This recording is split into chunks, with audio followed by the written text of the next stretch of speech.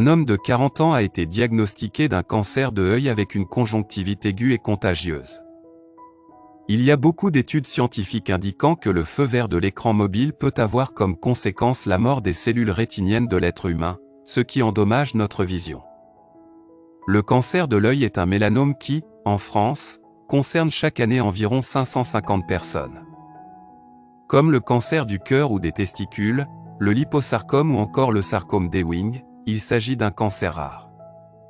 Quand nous utilisons le téléphone portable pendant longtemps, le faisceau d'électrons brillera directement dans notre œil et sera la cause d'un cancer chronique de l'œil, difficile à traiter.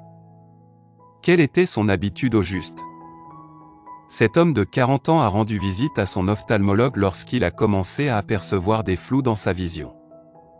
Des fois, il y avait du rouge qu'il voyait et qui remplissait ses yeux sans en connaître la raison. Cet homme utilisait chaque jour le téléphone portable pendant 30 minutes, en pleine obscurité avant d'aller dormir. À force de s'y habituer, il s'est retrouvé avec un cancer des plus rares aujourd'hui, celui de l'œil.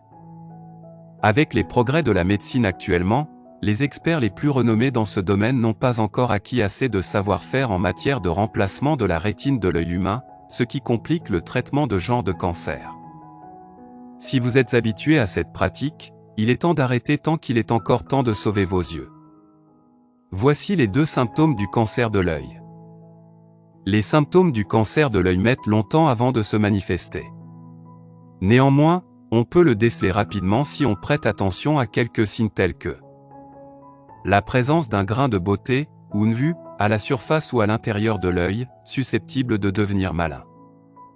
Des troubles visuels, provoqués par le décollement de la rétine, avec baisse de l'acuité visuelle. Taches dans le champ de vision. Phosphène, flash répété toujours dans la même zone.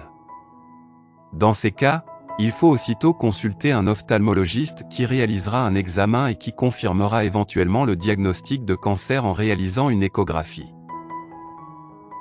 Merci d'avoir regardé notre vidéo. Si c'est intéressant, veuillez aimer et partager. Si vous avez des commentaires, veuillez laisser un commentaire sous la vidéo. N'oubliez pas de vous abonner à la chaîne et d'activer nos notifications.